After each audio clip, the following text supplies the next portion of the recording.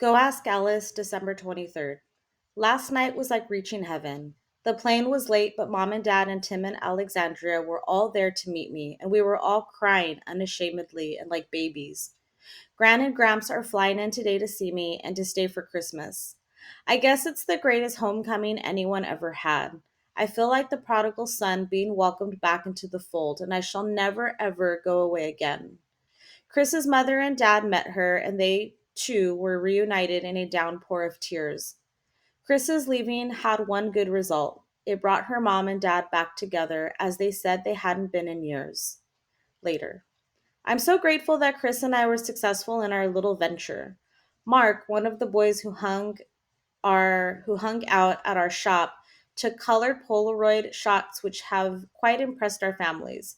Of course, we've deleted from our lives our adventures in San Francisco, and Mom was pleased that we never did even get down to Haight Ashbury, which is nothing now anyway.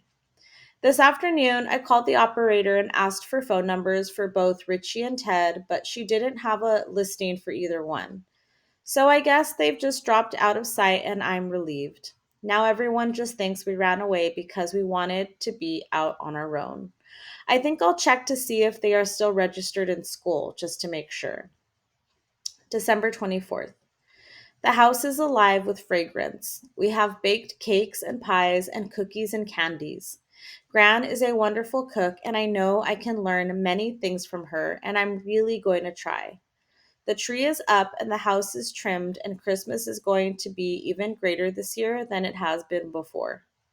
I called Chris today, and she feels great. Her mom and dad and her crippled Aunt Doris, who lives there, are really going out of their way to be nice to her. Oh, it's good to be home. I guess mom was right. Chris and I used to dwell on negative things, but not anymore. December 25th. Diary, today is Christmas and I am waiting for my family to wake up so that we can go empty our stockings and unwrap our presents. But first, and all by myself, I wanted to have my own special and sacred little part of this special and sacred day. I wanted to review and repent and recommit myself. Now I can sing with the others. O come, all ye faithful, joyful, and triumphant. For I am triumphant. This time I really am. December 26th. The day after Christmas is usually a letdown, but this year I enjoyed helping Mother and Gran clean up and put away and take out. I feel grown up.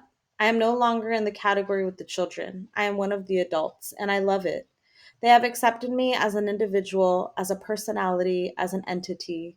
I belong. I am important. I am somebody. Adolescents have a very rocky, insecure time.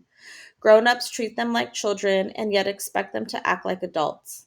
They give them orders like little animals, then expect them to react like mature and always rational, self assured persons of legal stature.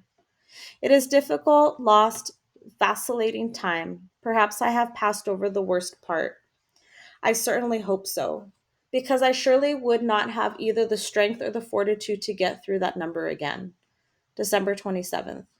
Christmas is still in the air, that something wonderful, something special time of year when all things good are reborn upon the earth. Oh, I love it, I love it, I love it.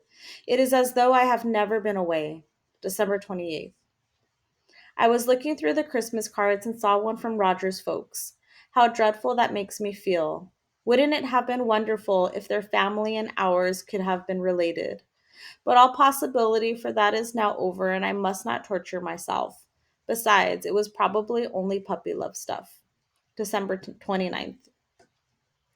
Mom and Dad are planning a New Year's party for all the people connected with Dad's apartment department. It sounds like fun. Gran is making her terrific broccoli and chicken casserole, and she is also making her yeast orange rolls. Yum. She has promised to let me help her, and Chris is coming over too. December 30th. It's still holiday time, and I'm elated all the live long day and night. December 31st. Tonight will ring in a wonderful new year for me. How humbly grateful I am to be rid of the old one. It hardly seems real. I wish I could just tear it out of my life like pages from the calendar, at least the last 6 months. How, oh, how could it ever have happened to me? Me, from this good and fine and upstanding, loving family. But the new year is going to be different, filled with life and promise.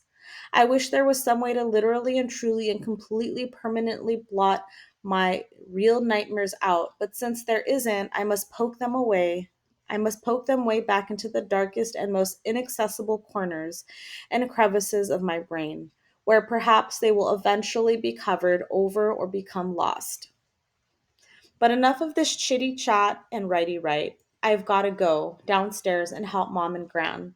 We've got a million things to do before the party. Up, up, and away. January 1st.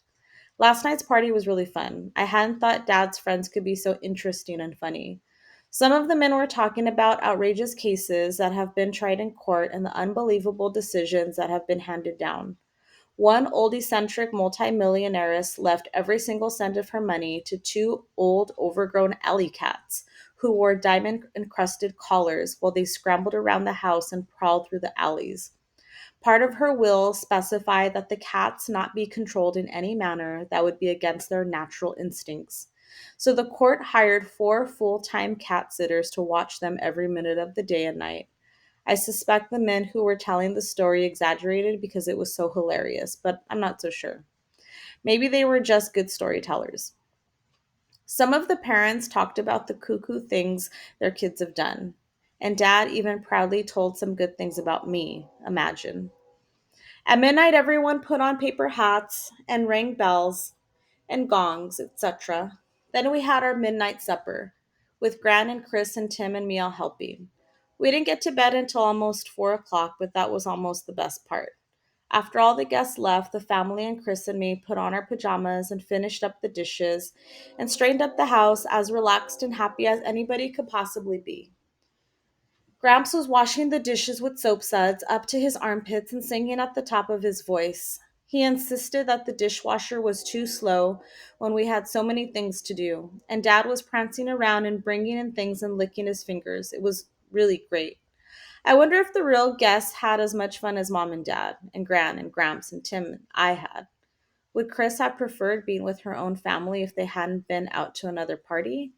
I guess those are just a few of the things we'll never know, which aren't important anyway. January 4th. Tomorrow I start school again. It seems like I've been gone ages instead of just part of one term. But I will appreciate it now, I can tell you. I'm going to learn to habla español like a Spaniard. I used to think foreign languages were dumb, but now I realize that it's very important to be able to communicate with people, with all people. January 5th. Chris is a senior, but we still had lunch together. It's kind of a hassle getting resettled. January 6th.